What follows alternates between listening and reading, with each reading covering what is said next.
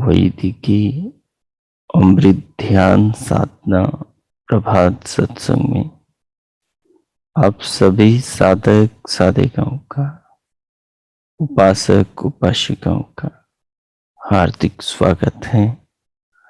आइए पूर्व की भांति आज के ब्रह्म मुहूर्त में भी, आज की ब्रह्म वेला में भी हम उन महान प्रभु सच्चिदानंद परमेश्वर के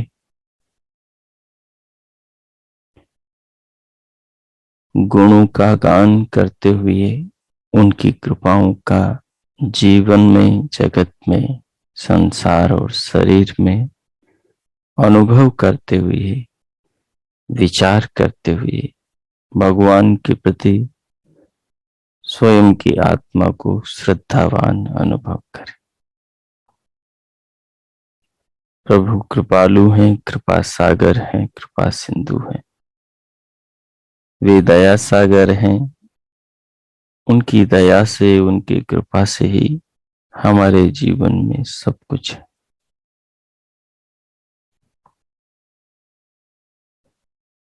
भगवान के प्रति कृतज्ञता प्रकट करना हमारा कर्तव्य है, हमारा धर्म है। और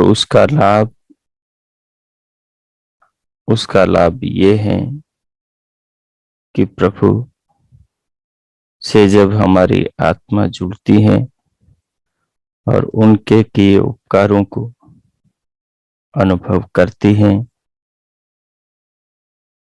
तो उससे हमारा हृदय निर्मल होता है, उससे हमारा मानस पवित्र होता है और हमारा अंतकरण पावन होता है, शुद्ध होता है, संस्कारित होता है भगवान के भावों से। जब हृदय निर्मल होता है और अंतकरण पावन होता है, चित्त संस्कारित होता है, तो ये संस्कार भविष्य में आलम्बनों को पाकर वृत्तियां बनकर चित्त में चलते हैं और पुनः पुनः हमारी आत्मा को प्रभु से जोड़ देते हैं। जितना जीवन प्रभु से जुड़कर व्यतीत होता है, उतना ही मनुष्य पाप कर्मों से बचता है, अपराधों से बचता है, शारीरिक, वाचनिक और मानसिक दोषों से बचता है। इसलिए हमारी अपनी उन्नति में प्रभु का भजन, प्रभु की भक्ति, प्रभु का स्मरण, प्रभु का चिंतन अत्यंत अनिवार्य है। हम यदि अपना कल्याण चाहते हैं, अपना हित चाहते हैं, तो हम प्रभु का भजन करें। भगवान का भजन यही है कि भगवान ने जो कहा करने के लिए हम जीवन में वैसा करें, जैसा प्रभु ने अपने ज्ञान के सरोवर वेद में कहा है। सो आइए, जिस आलती पालथी में आप बैठे हैं उसे व्यवस्थित करें, कमर, पीठ और गर्दन को सीधा कर लें। सीधा करते हुए उसे सहज रखें। सिर से पांव तक की देह को, पांव से सिर तक के अवयवों को, अंग प्रत्यंगों को अनुभव करें। सबको शिथिल छोड़ें और देह को सीधी रखें। सहज रखें, अंग प्रत्यंगों से अपनी पकड़ को ढीली करें, उन्हें अपने हाल पर छोड़ें, उनका शिथिलीकरण करें। बाहर से भीतर आने वाली श्वास को लंबा गहरा लयबद्ध करते हुए उसे अनुभव करें।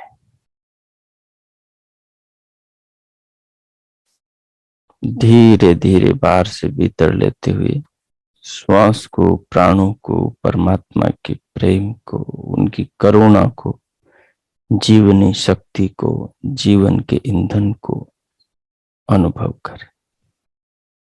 अनुभव करते हुए सिर से पांव तक के पूरे शरीर को श्वास की अनुभूति के साथ अनुभव करें। आत्मा से श्वास को और शरीर को जानते रहे। अपने अनुभविता आत्मा से श्वास को अनुभव करें और पूरी देह को अनुभव करें। ये दोनों ही तत्व, ये दोनों ही भगवान की कृपाएं सीधा जिन्हें हम अनुभव कर रहे हैं, करते जाएं और प्रभु के प्रति भीतर श्रद्धा बनाए रखें।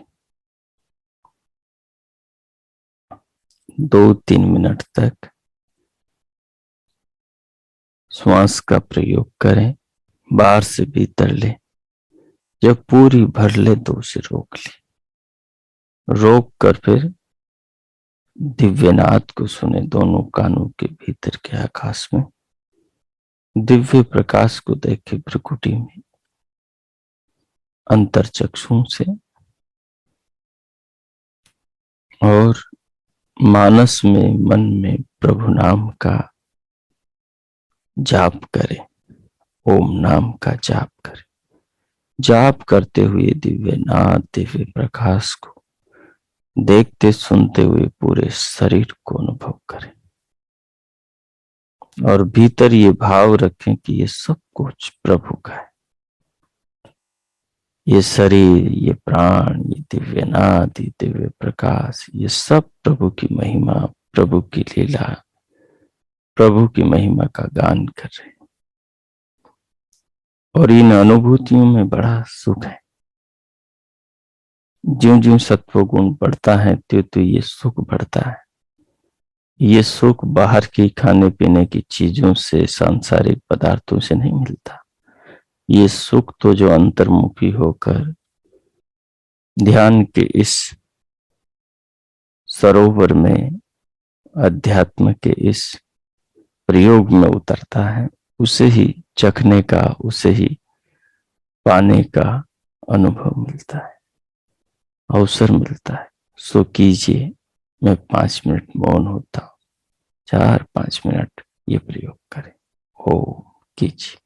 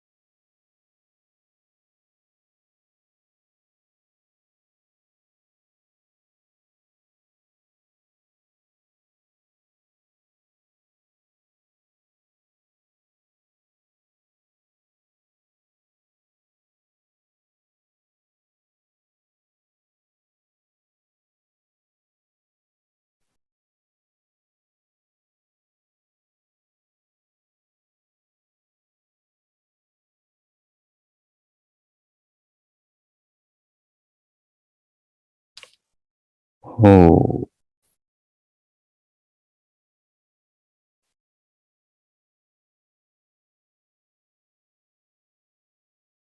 हो।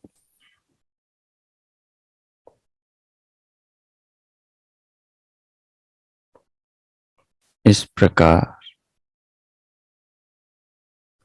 उन महान प्रभु भगवान सच्चिदानंद परमेश्वर के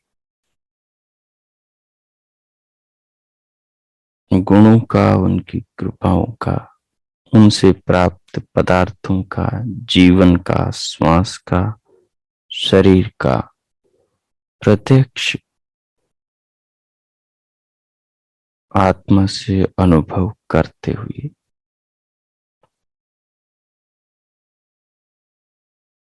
भगवान के प्रति हृदय में श्रद्धा, आदर, सम्मान अनुभव करते हुए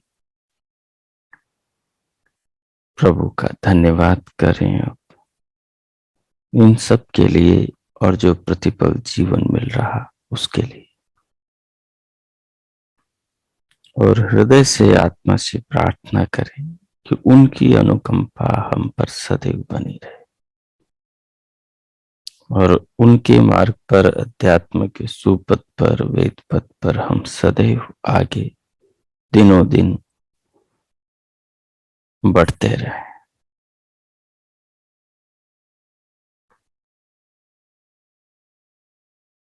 और स्वयं में संकल्प करें कि स्वयं भी इस पथ पर चलने के लिए अपनी ओर से पूरा प्रयत्न करते रहे।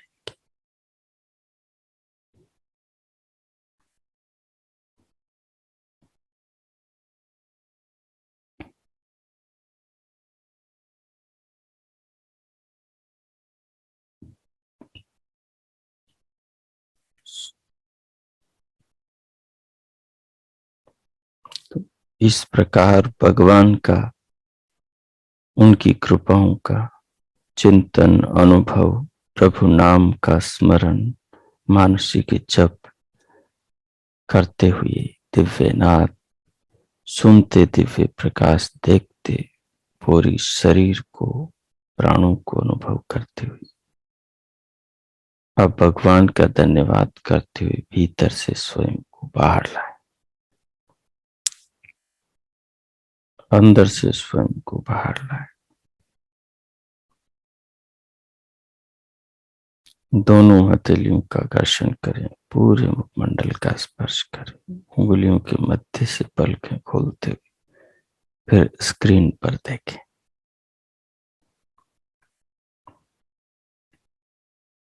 पीछे से हमारा श्वेताश्वतर उपनिषद चला आ रहा है। महर्षि श्वेताश्वतर मुनि का इस पूरे विश्व को, ब्रह्मांड को समझाने का जो सुंदर सलीका, जो तरीका, जो दर्शन है, मार्गदर्शन है, उसे हम निरंतर प्राप्त करते चले जा रहे हैं।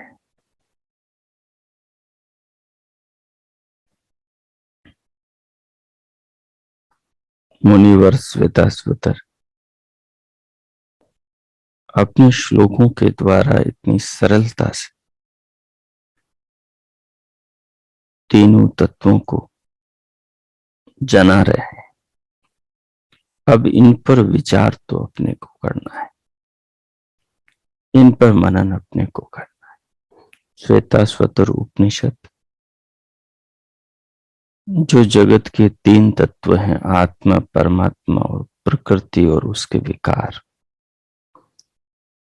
इनके समग्र स्वरूप को जितना भी शब्दों में आ सकता है, शाब्दिक तौर पर, थ्योरी के तौर पर, उसे बड़े सरल तरीके से सामने रख रहे हैं और हमारे समझ में आ रहा है। अब हमें इस पर दिनों दिन विचार, चिंतन, मनन करते चले जाना है, ताकि इसके विचार, चिंतन, मनन से हमारे चित्त में बार बार संस्कार पड़े, और यही संस्कार तो अपनी संपदा है, यही संस्कार तो वृत्तियां, विचार बनती है, और वृत्तियां विचार जैसी होती हैं, जैसे होते हैं, आत्मा स्वयं को वैसा अनुभव करता है।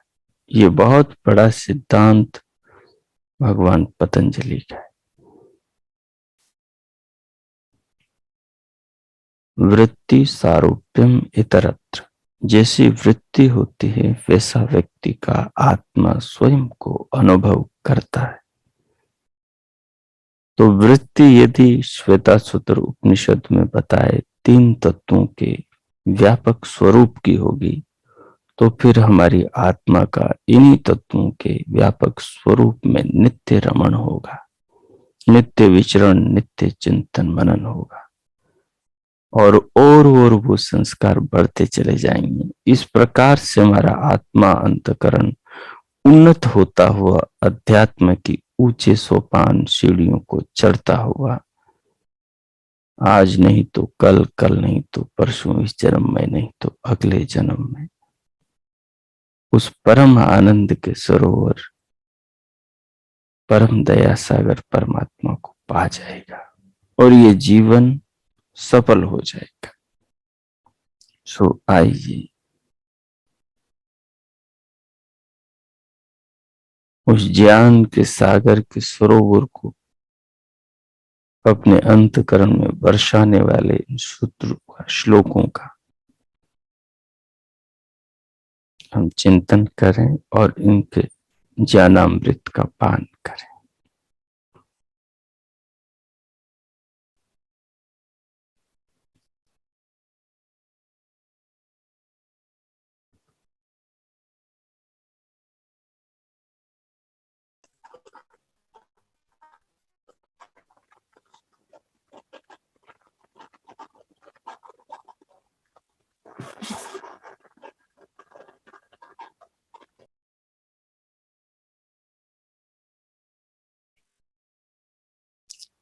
आज हम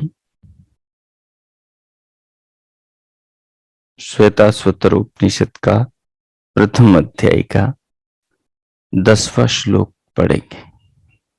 तो 2-3 बार 10वें श्लोक का उच्चारण करेंगे और फिर इसके पदार्थ और भावार्थ को देखें।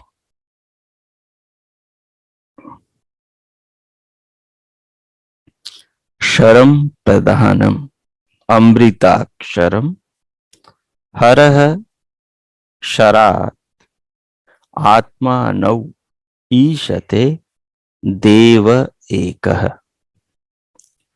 तस्य अभिध्यानात् योजनात् तत्वभावात् भूयश्च अन्ते विश्व माया निवृत्ति। पहले पदार्थ पढ़ लेते हैं। देखिए, क्षरः, क्षरम यानी क्षरः अर्थात विनाशी।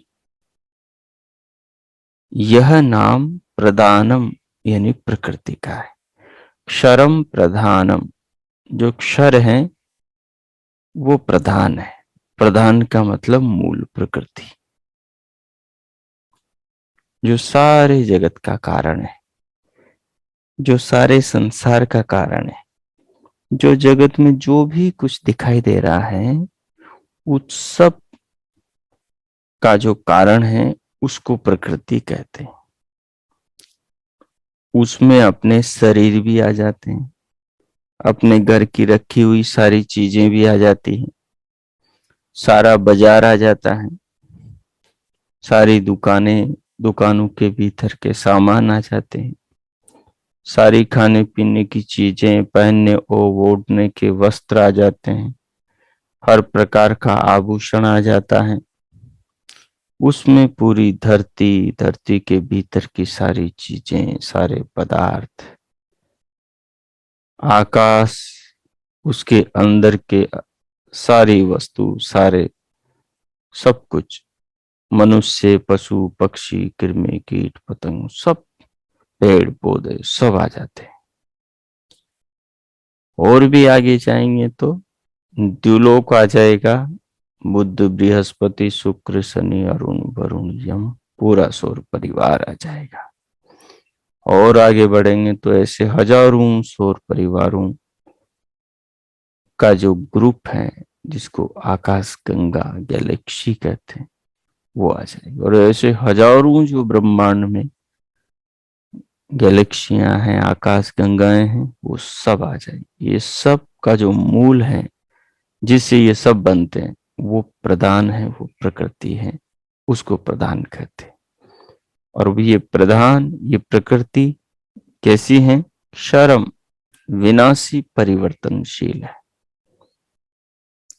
ये मूल में नित्य है, लेकिन ये नित्य कैसी? परिणामी, निरंतर बदलने वाली नित्य है।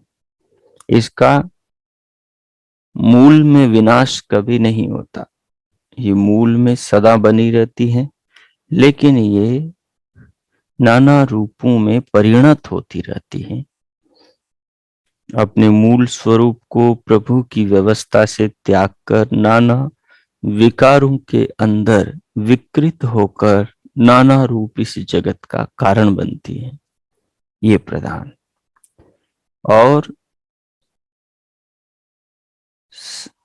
कालांतर में फिर वापस अपने कारण की ओर दौड़ती।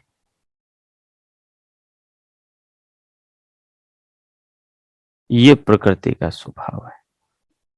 तो अब आगे देखिए।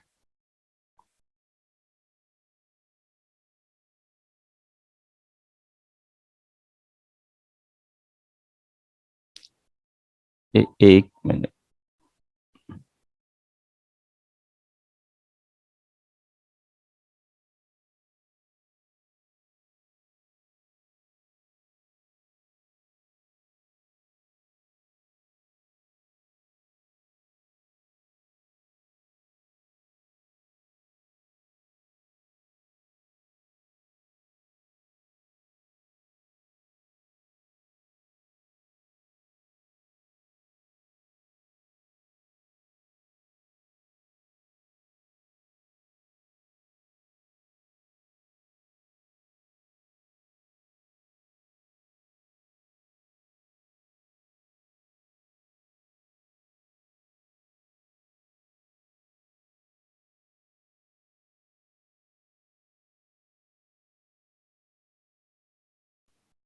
ओ,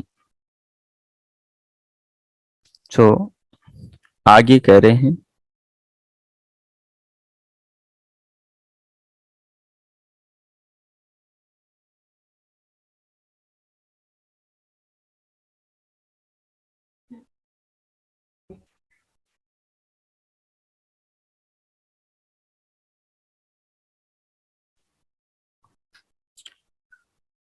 आगे कह रहे हैं अमृताक्षरम।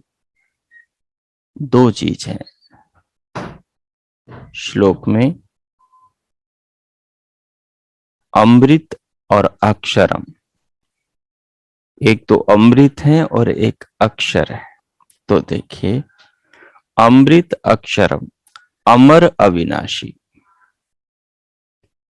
हरह यानी हरता, समहरता। हरता कहते हैं हरण करने वाला, नाश करने वाला, किसी वस्तु का विनाश करने वाला जो व्यक्ति है, उसका नाम हरता है। तो अमृतम अक्षरम, जो हरता है वो कैसा है? वो अमर है और अविनाशी है।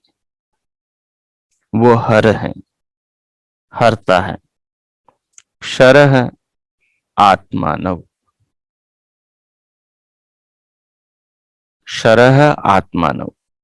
देखिए, हरह जो हरता है, सब कुछ का नाश करने वाला, विनाश करने वाला है।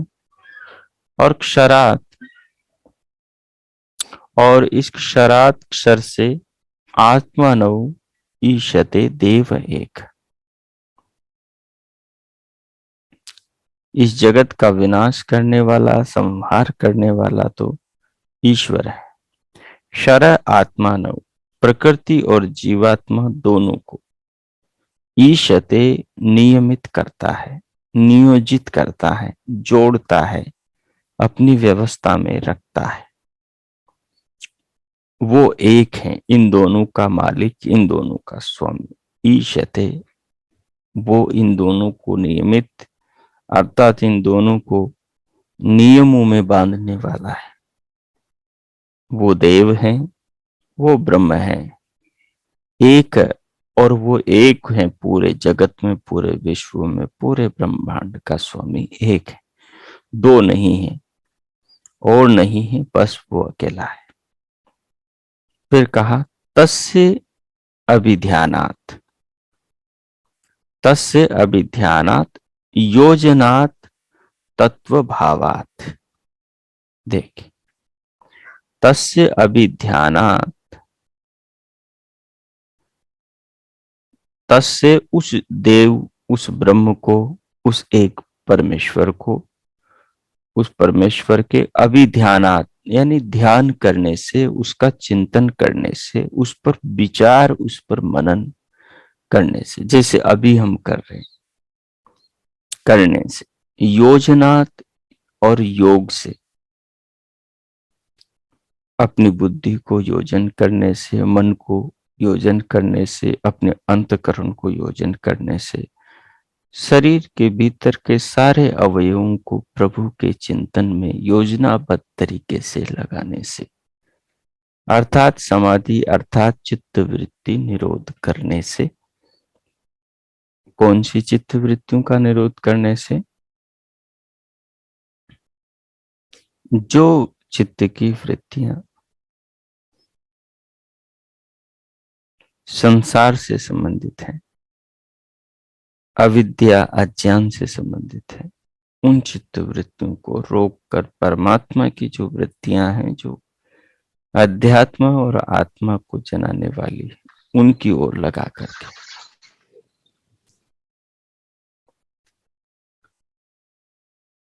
उससे क्या होता है? योजनात, योग करने से, कहा तत्व भावात, उसमें लीन तन्मय हो जाने से, इन तत्वों के चिंतन मनन करने से, अभिध्याना, ध्यान करते हुए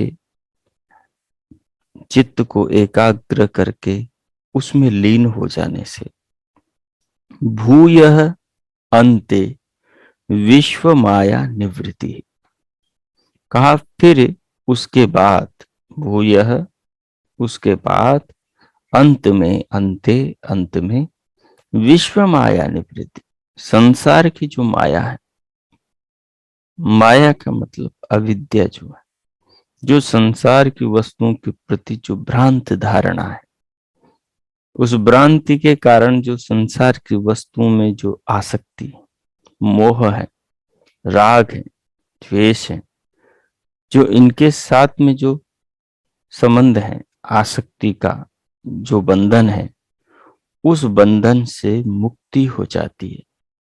कैसे हो जाती है? प्रकृति, परमात्मा और जीवात्मा का नित्य चिंतन मनन करने से, अभिध्यानात् योजना तत्व भावात्, अभी ध्यान करने से, अभी का मतलब होता है अंदर अपने आप का विचार करने से, अभिध्यानात् सब प्रकार से, अंदर बाहर से, तीनों तत्वों का विचार चिंतन करने से, इनके विपरीत विचारों को रोकने से, और इनके तत्व चिंतन में, इनके भाव में स्वयं को गहरा उतार देने से, तन्मय कर देने से, जो परिणाम निकल कर आता है, वो परिणाम ये आता है कि इस चिंतन के करने से विश्व माया निवृत्ति, विश्व की जो माया है, जो विश्व का आकर्षण है, जो विश्व को लेकर जो हमारे भीतर भ्रांति धारणा है, वो सब दूर हो जाती है, और उससे इसके प्रति जो आसक्ति, लगाव है, वो निवृत्त हो जाता है, सम्यक ज्ञान हो जाता है। उसी से आत्मा कैवल्य को, स्वयं को जान लेता और परमात्मा को पा लेता है। अब हम इस श्लोक का उच्चारण करेंगे, फिर इसके भावार्थ को पढ़ेंगे। अब इसका पदच्छेद आपके समझ में आ गया होगा। अब इसका उच्चारण भी आप मेरे साथ कर लेंगे। ओ क्षरं प्रधानम् अमृताक्षरं हरः शरात् मानाविशते देव एकः तस्याभिध्यानात् योजनात् तत्त्वभावात् भूयश्चान्ते विश्वमाया निवृत्तिः शरं प्रधानम् अमृताक्षरं हर शरात्मानाविशते देव एकः तस्याभिध्यानात् योजनात् तत्त्वभावाः भूयश्चान्ते विश्वमाया निवृत्तिः शरं प्रधानम् अमृताक्षरं हरः शरात् आत्मानौ ईशते देव एकः। यहाँ ये जो क्षरात्माना विशते हैं, इसको अलग अलग तोड़ेंगे तो क्षर आत्मानव ईशते हो जाएगा। उससे उच्चारण करने में सुविधा रहेगी। तो इस प्रकार से बोले। और नीचे जो तस्य अभिध्यानात्, तो यहां पर इसको अलग कर लेंगे तो उससे उच्चारण में सुविधा होगी। अभी ध्यानात कर लेंगे, फिर योजनात कर लेंगे, फिर तत्व भावात कर लेंगे, फिर भूयश्च अन्ते विश्व माया निवृत्ति, इस प्रकार से अलग अलग कर लेंगे तो फिर उच्चारण में सुविधा हो जाएगी। कीजिए। क्षरम प्रधानम, या प्रधानम के आगे अमृताक्षरम, प्रधानम का जो म है उसमें अ छिपा हुआ है, संधि विच्छेद करेंगे तो फिर अमृत हो जाएगा और आगे अक्षरम है।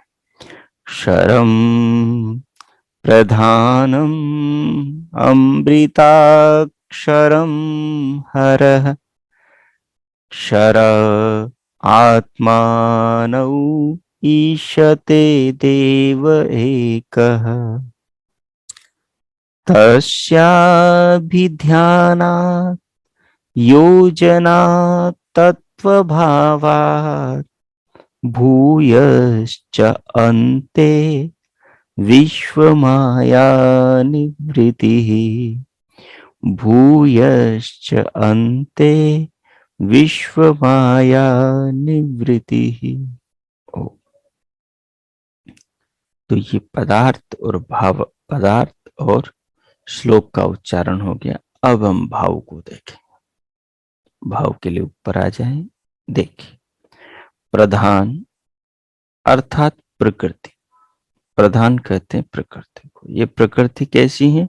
क्षर है। क्षर का क्या मतलब हुआ? खर जाने वाली है, खर जाने वाली। आपके कहीं शरीर पर कहीं चोट लगी हो, उस चोट पर खरूंट आ गया हो तो फिर वो खर जाता है। वो खरूट कब खरा?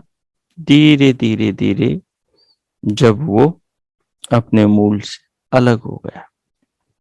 उसकी प्रकृति है कि वो धीरे धीरे अपने मूल से अलग होगा। ठीक है। तो जैसे मिट्टी से मटका बना है,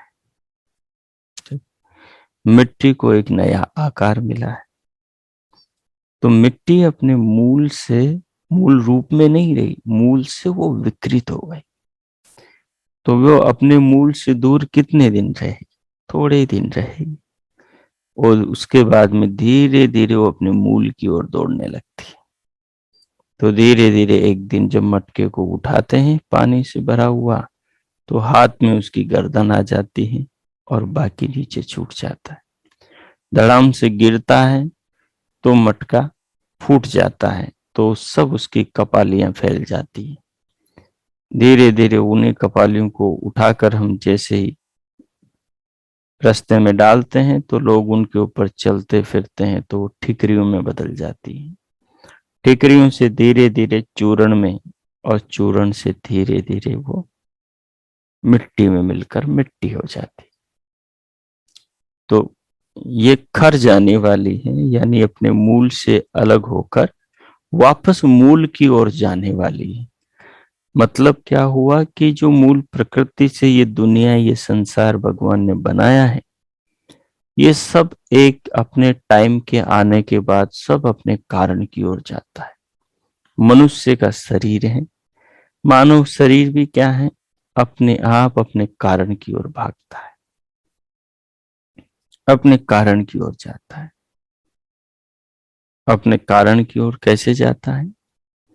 मकान को हम देखते हैं कि हमने नया बनाया है, वही 50-60 साल हुए, और धीरे धीरे उसकी ईंटें, उसके पत्थर, उसकी रोड़ी बजरी सब अपनी जगह छोड़ने लगती है। एक दूसरे के साथ जो कंक्रीट जुड़े हुए थे पहले सीमेंट से, अब वो सीमेंट भी कमजोर होने लगता है, क्योंकि वो भी अपने कारण की ओर भागता है।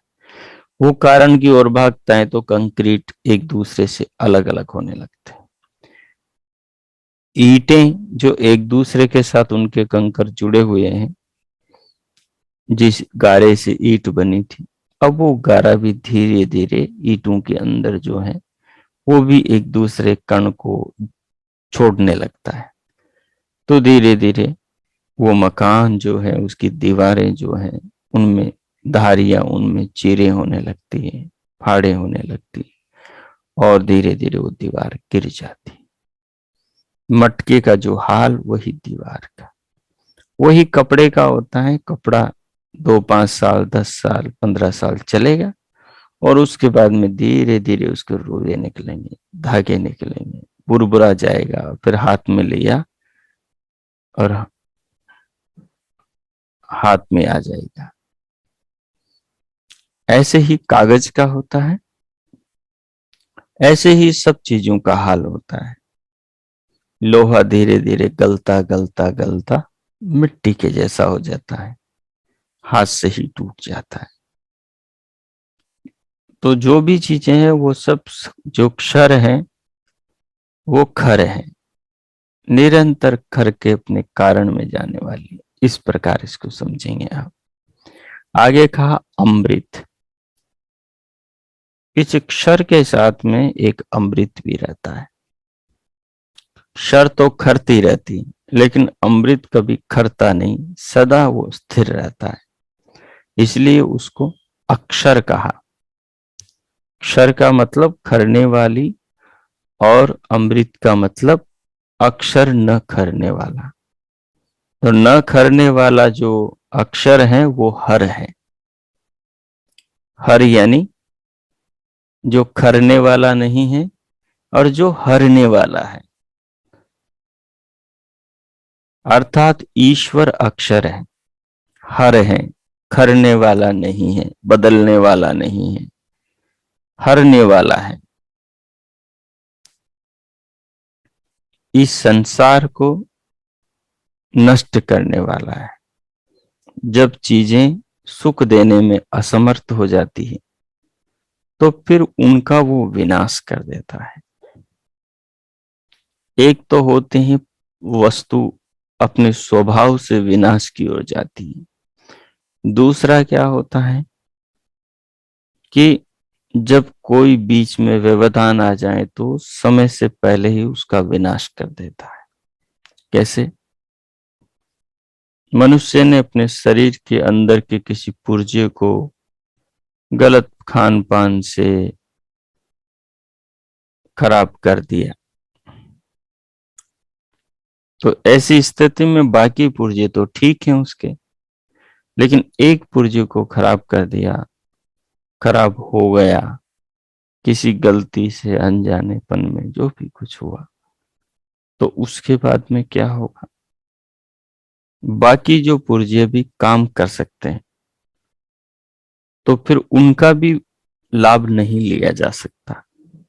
तो भगवान उस शरीर से आत्मा को निकालता है तो वो एक खराब पुर्जे के साथ में जो हजारों अच्छे पुर्जे हैं उनका भी विनाश होता है। आत्मा के निकलते ही शरीर का विनाश तीव्रता से होता है। वो भगवान के रूल्स, भगवान के नियमों के अनुसार होता है। वैसे प्रकृति का शरीर में आत्मा थी तब स्वाभाविक रूप से धीरे धीरे ह्रास हो रहा था।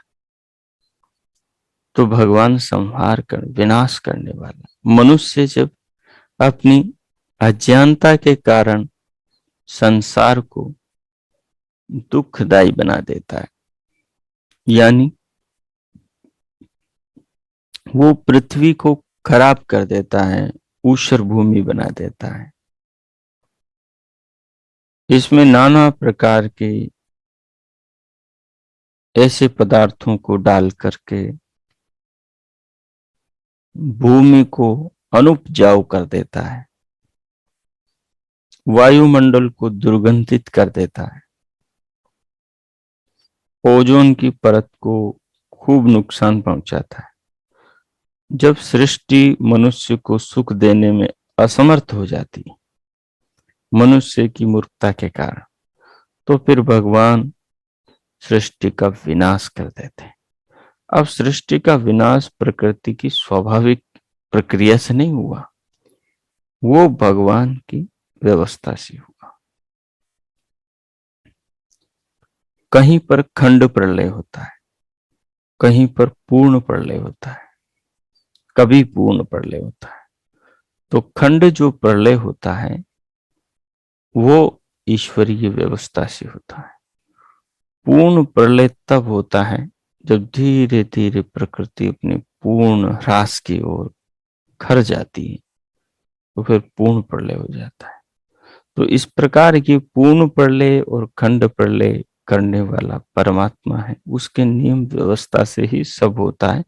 यद्यपि प्रकृति का अपना स्वभाव है, स्वभाव को कोई बदल नहीं सकता, अनुपायित्वात् है, तो वो धीरे धीरे अपने स्वभाव से विनाश को प्राप्त होती। तो हरने वाला हर है, हरने वाला हर इसलिए भी है क्योंकि जीवात्माओं के दुखों को वो हरता है, जीवात्माओं को वो सृष्टि के द्वारा आत्म कल्याण का अवसर देता है। क्षर रूपा प्रकृति तथा जीवात्मा, इन दोनों पर स्वामित्व उसी एक देव का, ईश्वर का है। क्षर रूपा प्रकृति तथा जीवात्मा, इन दोनों पर स्वामित्व उसी एक देव ईश्वर का है। उसी देव के ध्यान से उसी देव के ध्यान से उसके साथ अपने को जोड़ देने से, कौन? जीवात्मा अपने को जोड़ देने से, अपने को मिटाकर उसी में लीन हो जाने से। अभिप्राय ये है, अपने अहम भाव को छोड़ देना ही स्वयं को मिटाना है। बाकी आत्मा को तो स्वयं आत्मा भी नहीं मिटा सकता।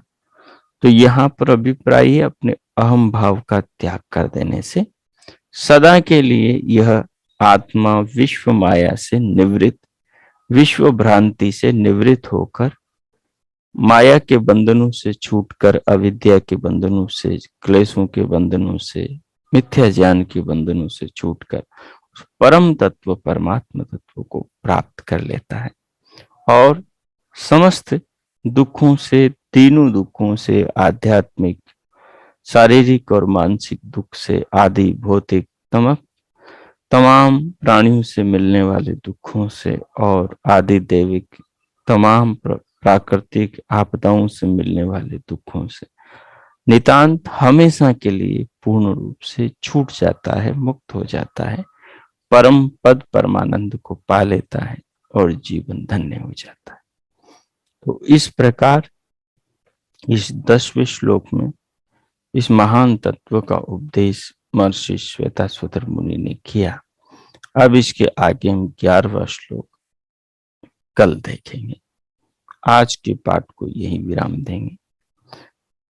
अब आप भगवान का मानसिक रूप से धन्यवाद करेंगे, इस चिंतन को आत्मसात करेंगे, फिर हम शांति पाठ करेंगे। ओ कीजिए।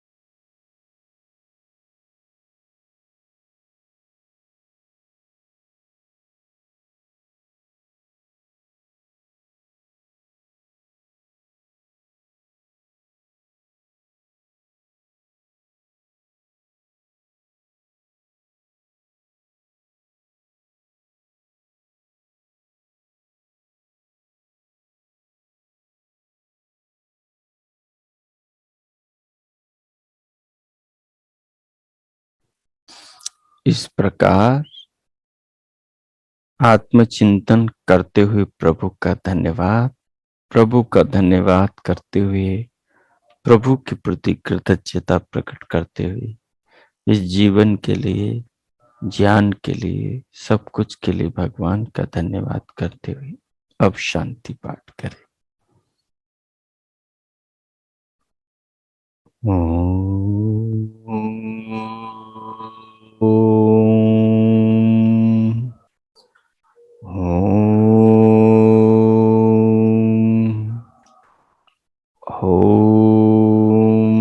शांति शांति शांति। ओ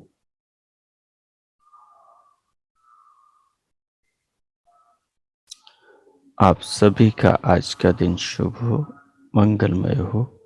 प्रभु से सबके लिए बहुत बहुत शुभकामनाएं, बहुत बहुत मंगल कामनाएं।